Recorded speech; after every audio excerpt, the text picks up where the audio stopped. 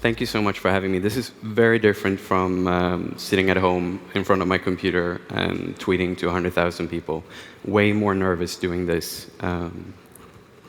My slides are slightly destroyed because of me, but let's walk through them anyways. So the future is generated. What do I mean by that? I think it's clear in the last few months, almost a year, that we are embarking on a new journey when it comes to creativity and who has access to creativity. I just want to slightly talk a bit about me. Where do I come from? Why this story matters to me. I'm foremost a dad. I got two beautiful daughters. They're 3 and 1 years old. And they're born into a world that's slightly different from the one that I was born into.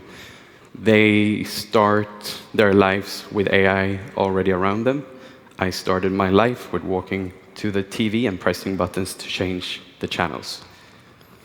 I saw an opportunity last year when I left my job, where I have been for a few years as a senior designer, to embark on a journey and learn the world of large language models. So I decided to build bedtimestory.ai, a little tool that allows you to create stories on the fly for your kids, or in the schoolroom, as it happened to be. Through this journey of experience and experimentation with these new tools, I started to share online.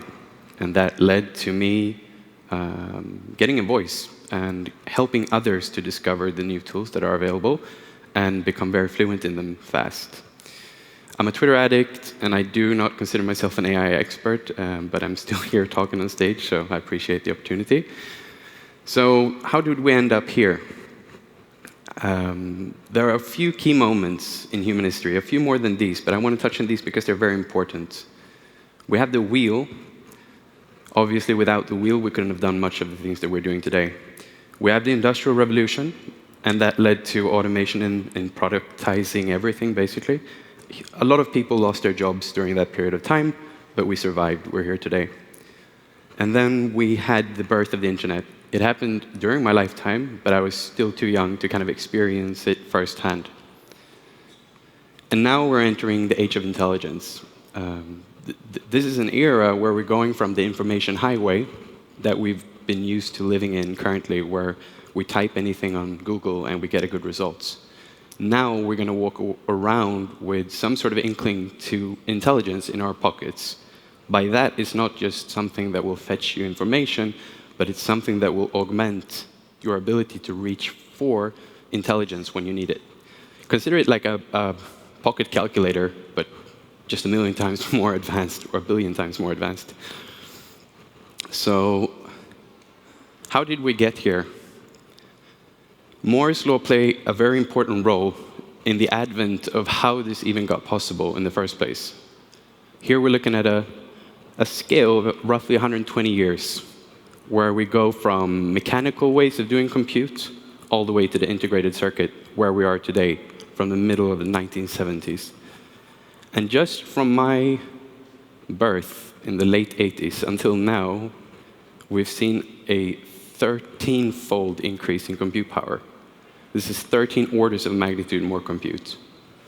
This is a huge number. It's really hard for us to comprehend, and we're looking at a log scale. This is not a regular scale. If this would have been plotted, we would have seen a very nice scale. This is even almost taking off. This is almost a curved scale on a log scale. So Moore's law is about to end. And the reason why it's about to end is we're running out of physical space. A transistor today, and the latest stuff that is shipped, is roughly 4 nanometers. And just a few years ago, we were at 10 nanometers. When something gets close to 1 nanometer, we cannot make it any smaller. And we don't really know if transistor gates at 1 nanometer works. So we're going to hit the brick wall when it comes to compute power and transistor size. But then Jensen Huang, the CEO and president of NVIDIA, kind of devised his own law called the Huang's law.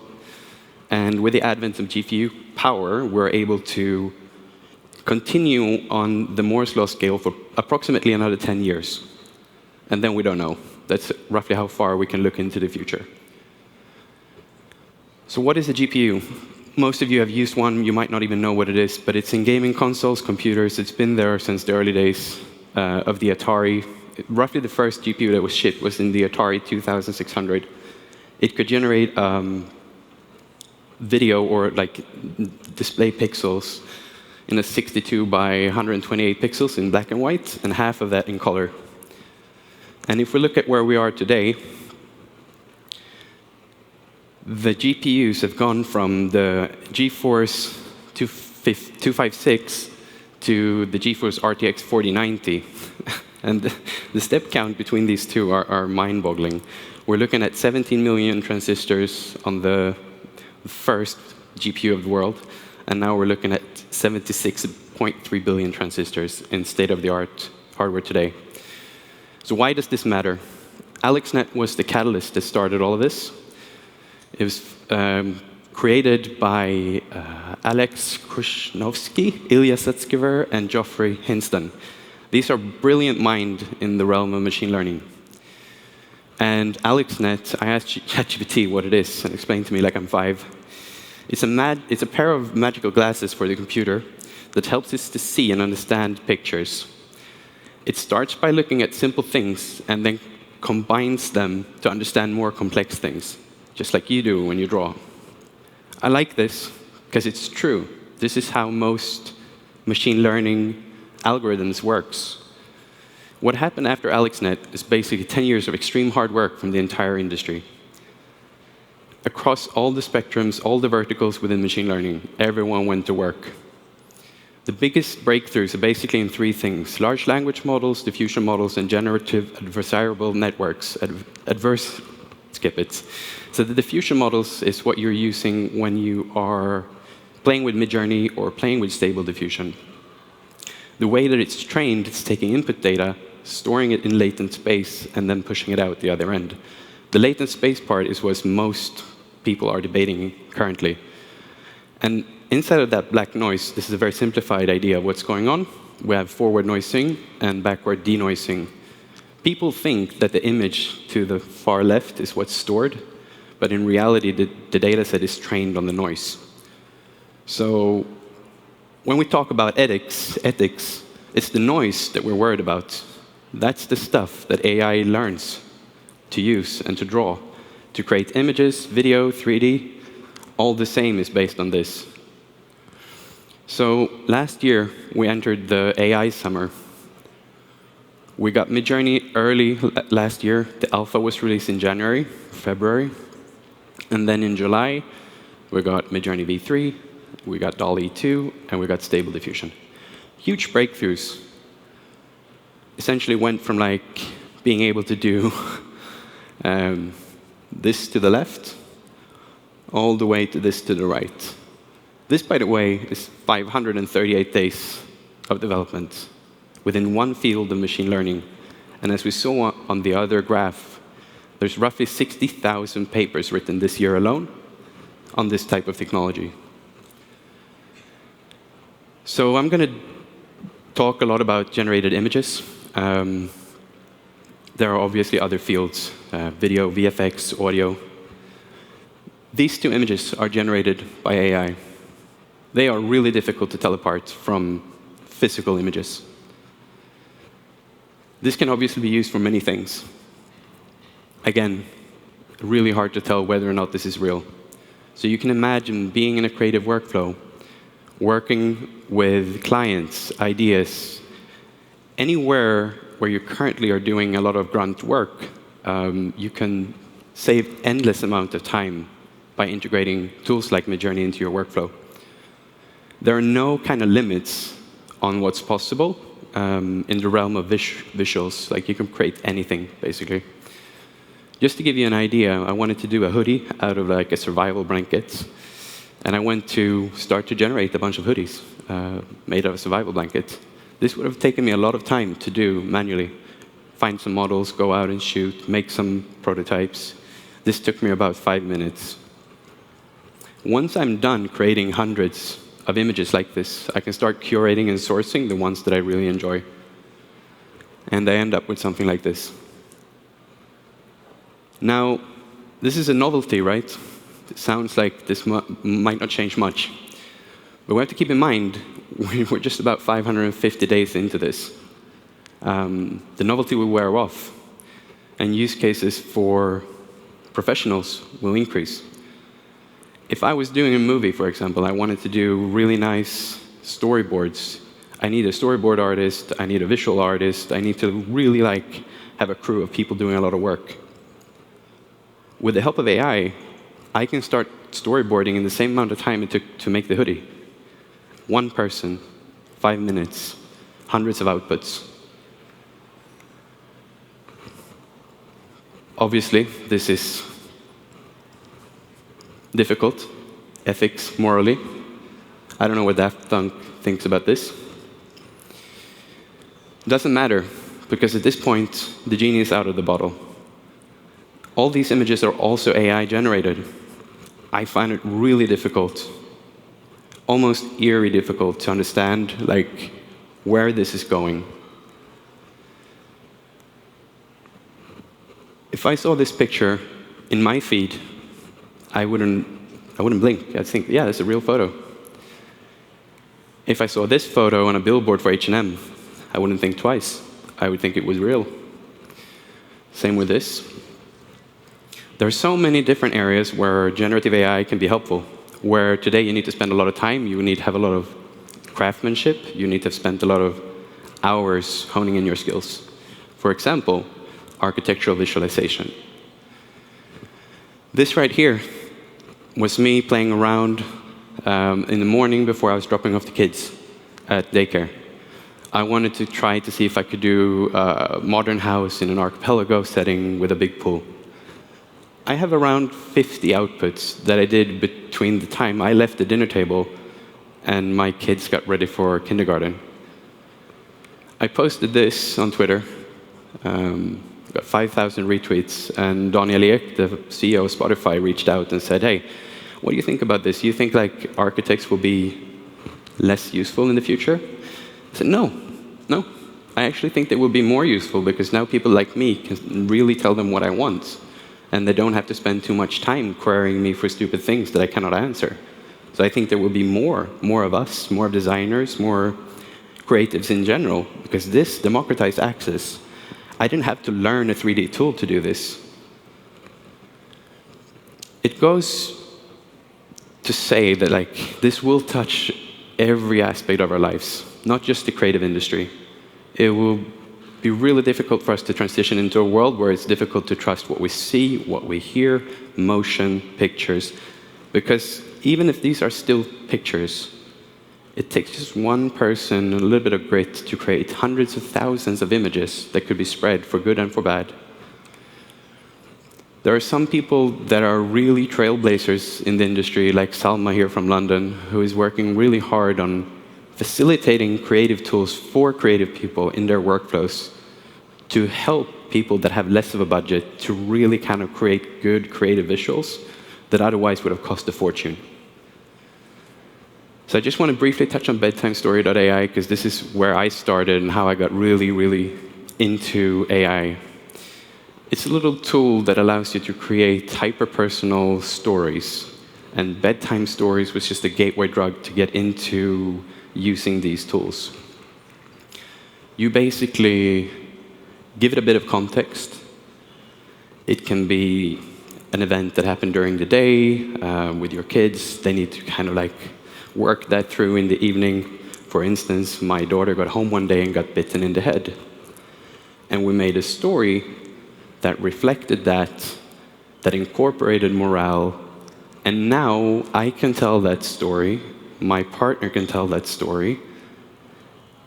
And it's the same story, and my daughter doesn't get angry because we tell it differently. We can take these stories and manipulate them in many different ways. So the creation is one step, and there's a lot of things going on in our little black box. And one way is obviously reading on a tablet, reading it on a piece of paper if you print it, or order it as a book if you want to do that. We can also turn it into audio. Unfortunately, I cannot play audio here, but next time.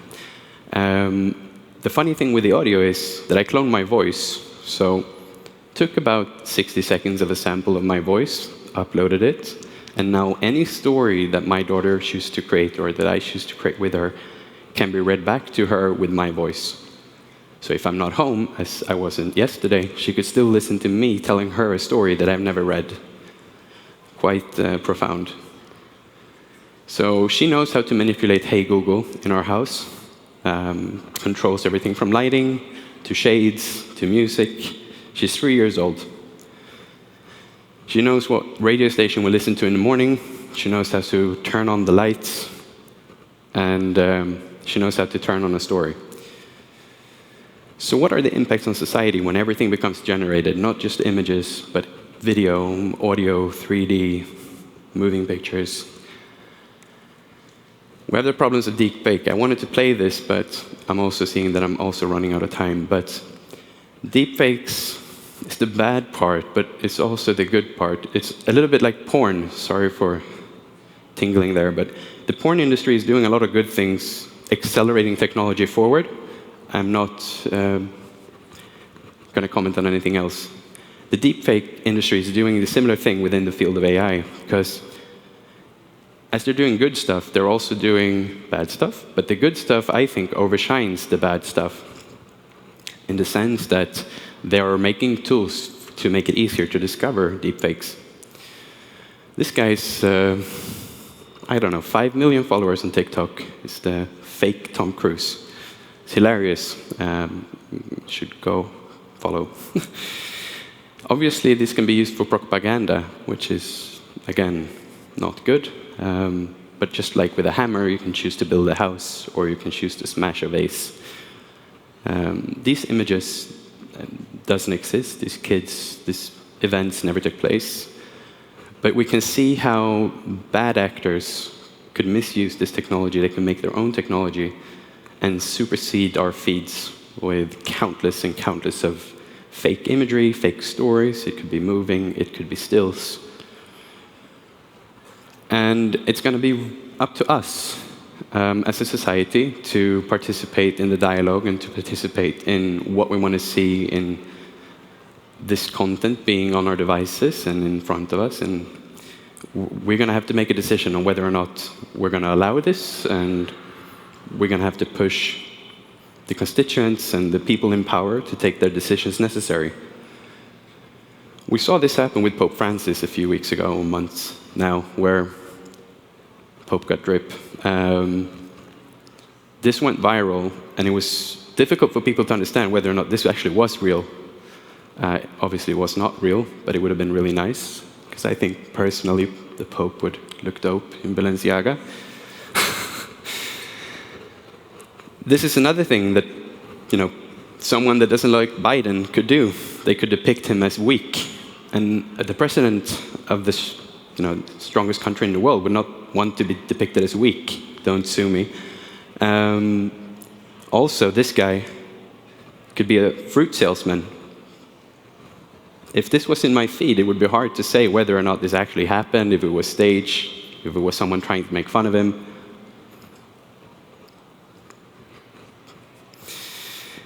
This is where we're at. And this is why it's important to take notes. This is why it's important to not be afraid, but to embrace. The Game Boy and the Tetris is fundamental to my experience, my first experience with technology. And this is where we are today with AI. You see, it's not just the fact that it's everywhere. It's the fact that it's very, very easy to start to use. The barrier to entry is nil. You need a cheap phone and an internet connection, and you can do all of these things that I showed you within minutes. You don't need any fancy equipment. You don't need to go and get an MBA. You don't need to do anything. And the information, obviously, is out there. I post it. Hundreds of other people post it. You go on YouTube and you search, I want to learn how to use this. You're up and running in no time. And if AI is as stupid as it's ever going to be, we're in for a hell of a ride. Today, there are 5 billion people connected on the internet. When the Game Boy came out, there was basically no internet. And Today, things travel at the speed of light. I wanted to show a graph here on user adoption for ChatGPT, but unfortunately, I missed to put it in. But essentially, they reached 100 million users within 2 months. And that type of speed has never before been seen in any consumer product, digital or not. 200 million users within 2 months.